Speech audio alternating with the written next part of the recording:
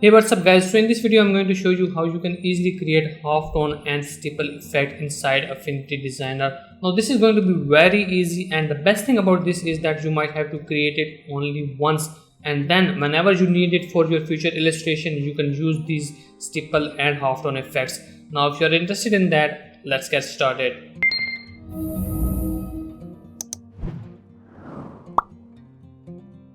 Now guys, before I go into creating these effects, I would like to show you what is a stipple effect and what is a halftone effect. Now if you already know that, the timestamps are in the description below. You can skip this part and directly go into the creating process.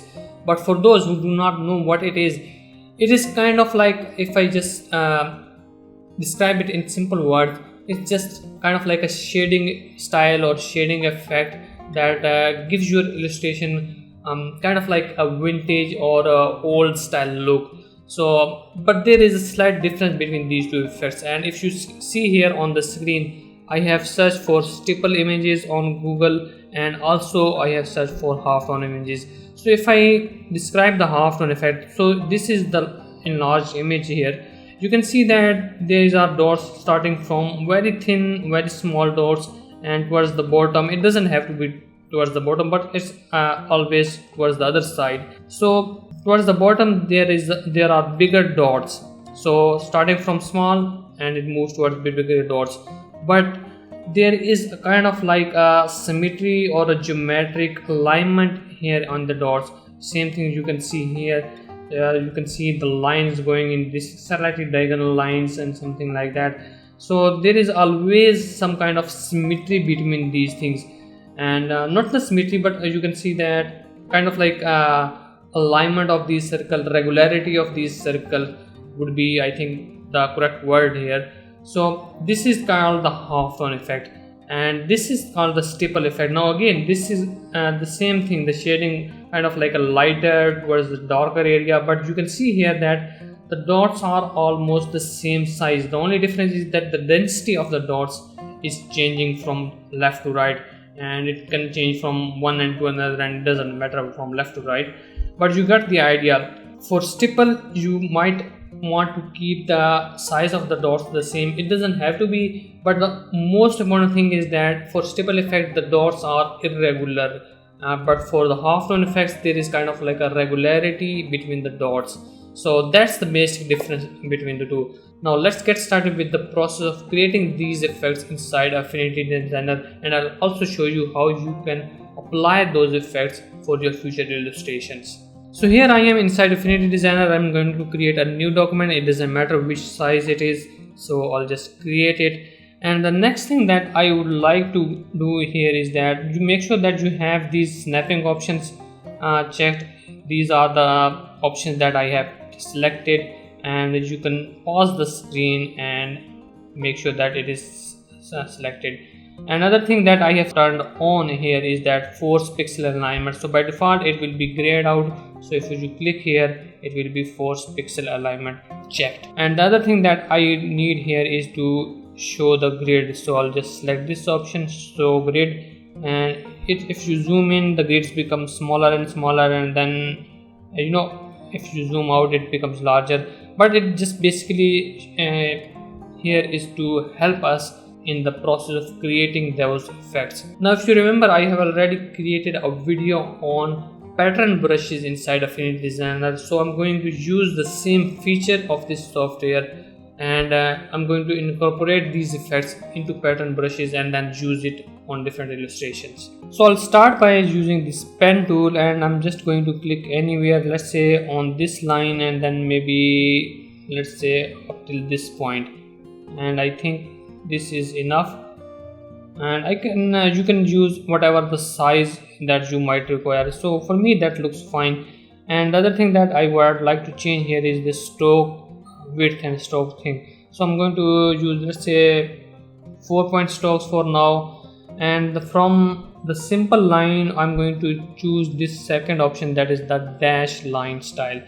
And as soon as I click here, that select that option, you see that I have this line turned into kind of like a dot, not dotted but dashes, but we need it to be dotted line. So what I would do here is that I'm at the bottom of this option, stroke option, I'll just make this 0, and as soon as I have made this 0, now you can see that I have these dots or circles instead of simple dashes. And this second option is called is actually going to dictate how much spacing should be between those circles. So I'm just going to randomly choose, let's say 4, and see what happens. And that looks fine. I think that might work. And let's just decrease maybe from this to 2 points. And yeah, that is that's okay. And then I'm going to do is then I'm going to press Ctrl J to copy it and zoom in a bit, and then move this one a little down. Let's say I think that position would look fine, and I'm going to move this one slightly on towards the left as it, and as soon as it snaps I'm going to leave it. Then I'm going to select it again, press Ctrl J, and then move it one square down, and that's how it is. And then I'm going to press Ctrl J a couple of times to create more copies. I think that's enough for now. And then I'm going to go is to select all of these, and at the top I'm going to go to layers and choose this option, expand stroke. So what it does is that it's going to give us these circles, and we don't have those dashed lines, so instead we have these circles with the filled color, and that's very important. But before I go and make any other changes, what I'm going to do is to increase the size of the circles moving downward. So this one is simple, then this one should be increased a little bit, and the same thing towards the bottom. So what I'm going to do here is that I'm going to select this second row and choose the stroke option. So let's say I want a stroke, let's say increase it by a point, I think 0.3 would be fine. Let's see how it affects. Yeah, it has increased it a little bit. Let's increase this one towards the, let's say 0.6. So for every row I'm adding 0.3 to it, so 0.6, and the same thing for this one will be let's say 0.9, and increase the other rows in the similar way.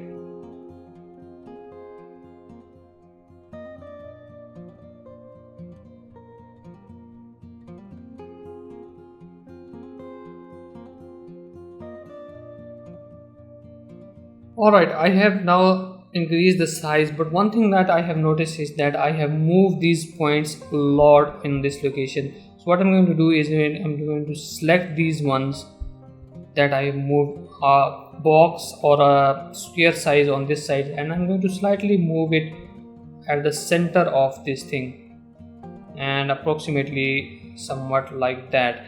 And now you can see that I have more of a regularity in it, and it is kind of looking like a half-tone effect, so that looks fine. And next thing that I'm going to do is I'm going to select all of these, and again I'm going to go to layers and expand stroke. And once that happens, what else I'm going to do, I'm going to select all of these again, right click here, go to geometry, and then I'm going to choose this option, divide. Alright, so what it does is that it has converted each and everything into individual circles and individual elements. If we select here, we don't select the whole row, we select the individual element. Okay, the next thing that I'm going to do here is to make it kind of like a repeating horizontally, not repeating on the vertical axis, but repeating it, make it repeat on the horizontal axis.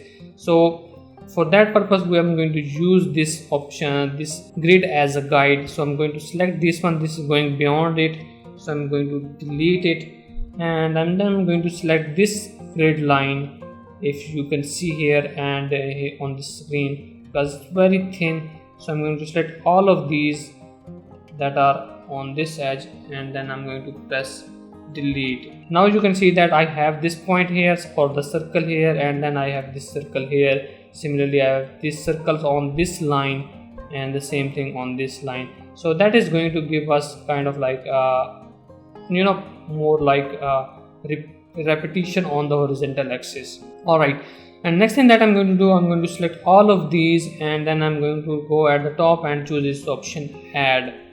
Now it is going to take a while because these are a lot of dots, and you might have to take a break at this point. Okay, once it's done, we only get a single layer or a single curve shape. The whole thing is added into a single shape or a single curve. And the next thing that I'm going to do here is to export this one. But before I do that, I'm going to go into document setup and make sure I don't have a background color. So I'm going to make it transparent, and then I'm going to go into export persona, and I'm going to use this option slice tool, and I'm going to slice it up, so somewhat like that. It's kind of like a rough edges because we are going to fix it a little bit. And then I'm going to move it on this location at the halfway into the circles, so dividing these circles on the left, and the same thing I'm going to do on this one, dividing these one into half towards the right. And because we have grid and snapping option turned on, and that's why it snaps at this location. So once it snaps, we are going to leave it, and towards the top we do not want it over the circles, so we are going to go beyond this option, beyond the circles. And the same thing towards the bottom, I'm going to go beyond the circles. We do not want to divide these circles. And then I'm going to choose this option right next to the slices panel, this kind of like an artboard, and if you hover here, it shows you a tooltip that click to export all formats for this item. So I'm just going to click here and then export it. Let's just call it Halftone and then save it. Then I'm going to go into the designer persona, and now it's time to test it. And for that I have already created a document. So in this document I have three things, but I'll just focus on the two. So I have this skull option and this Halloween. So what I'm going to do here is I'm going to go into it, and if you want to use those halftone effects, what you need to do is to first create those pattern brushes. And if you want to create a new category for it, you can go to this option and choose this option, create new category. I have already created a new category and named it as my brushes. So currently it's empty, so I'm going to create those patterns inside it. So again I'm going to go to that option and choose this last option, new textured image brush, and I'm going to select that halftone exported file, and as soon as it is inside we can modify it. So let's say I want to apply halftone effect inside this text. So I'm going to create a single line, and let's just decrease its width. It doesn't matter for now, but once after that we are going to select this brush, and as soon as it is done, it is applied, but we need to modify it a little bit. So I'm going to double click here, open it up, and from the stretch body type I'm going to choose this option, repeat, and same thing, I'm not going to change the pressure to none, and let's say just close it. So now it has, if I zoom in, you can see that it has this halftone effect. Now it's pretty small, and if you want to make it big, what you need to do is to double click here and make the brush width slightly bigger, let's say this one. So I'm going to close it, and if you zoom it, you get kind of like a blurry effect because it's a PNG image. So make sure that when you are creating these halftone effects, make sure that these are pretty higher resolution. So then I'm going to go inside it and make this line child of our Halloween theme, the text, and let's say just maybe increase it a little bit more, so that looks much better. So how we have this kind of like a halftone effect applied to it, and if we want to change it from black to kind of like a darker area, so I'm going to change its blend mode to multiply, and maybe change its opacity to somewhat lower like that. And now it has given us kind of like an interesting effect to our text. So that's how you can apply these halftone effects to it. And if I want to apply it on any illustration, let's say for this example, again I'm going to create a curve shape, and let's say I want to apply it on this location, and I'm going to apply this brush, and let's say maybe move it onto somewhat like that, and then I'm going to make it a child of the basic body, this curve, bring it inside it and make it a child of this one, and it has created this beautiful halftone style of shading effect to it. But in my opinion, stipple brushes or stipple effects would look much better on these type of things. Halftone effects look better on the text. So that was the half tone effect. Now let's create a stipple brush effect or stipple effect. So I'm going to select this one and then just hide it for the moment, and then I'm going to go again, create the same thing. I'm going to go to create a line, let's say this one, and I'm going to change its style to dotted line, and I already selected this option, so that's why it has selected the same settings. So I'm going to increase its dot size a little bit more, so maybe like that, and then I'm going to go select this one, press Ctrl J to move it and move it down a bit, and then move it horizontally slightly, let's say at this location. That looks fine, and let's just make the background to be white so that you can see what I am doing. Alright, then I'm going to select this one, press Ctrl J again and move it down a bit, somewhat like that, and then press Ctrl J a couple of times again.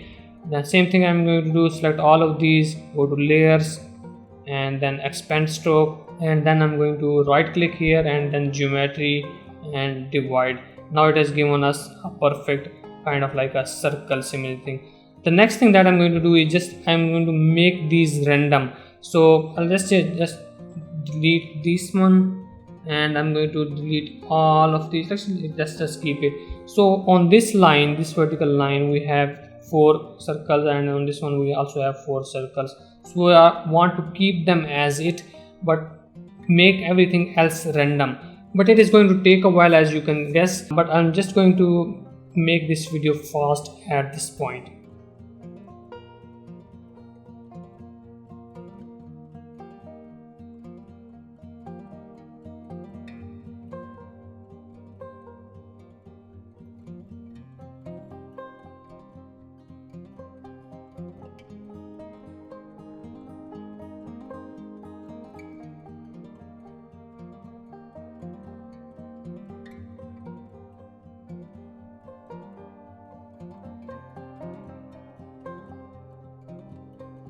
Alright guys, I'm going to just leave it here because it's taking a lot of time, and you can definitely spend more time on it to make it more kind of like dense towards the lower end and more like kind of like looking lighter on the upper end. But for the purpose of this tutorial, let's just keep it here, and then I'm going to select all of these and group them together. Now previously for the halftone effect, I have chosen at the top the add effect, but that is not really necessary, as I realized it is taking too much time after clicking that add button. So I'm just going to leave it as it, and then I'm going to go into export persona. But before I do that, I need to make sure I have this as a transparent background, and then I'm going to go to into export persona, and I can either modify the same slice here, and I can just create a new one. So let me just zoom in a little bit. Let's see if I can modify this one. Yeah, I can modify this one. So I'm going to go to do the same thing. I'm going to keep it half on the edges circles, left and the right ones, so somewhat like that.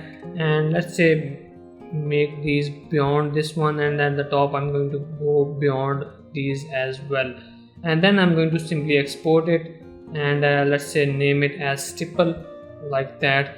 And then I'm going to go into the designer persona, choose this document that I have created, and in the brushes I'm going to create a new one from that stipple effect. So I'm going to select this one, and it has created a new brush. So let's say I want to apply it on this one.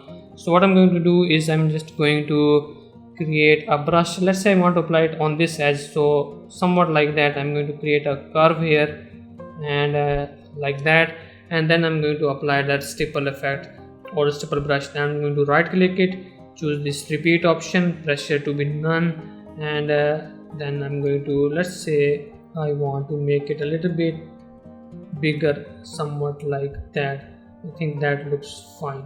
So I'm just going to close it here, and I'm going to, let's say like that. I think the brush is reversed, so I have to flip it horizontally to like that, and then modify these points.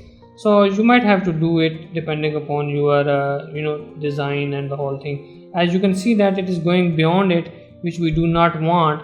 So for that purpose, what I would recommend is that to create a kind of like something that would make it a child of make the brush child of that shape. So let me show you what I mean. So I have applied it here, but it is going beyond this line, which I do not want. So let's just hide it for this moment, and then I'm going to make it, let's say, kind of like an empty shape, which is going to help me keep the brush inside this location that I want.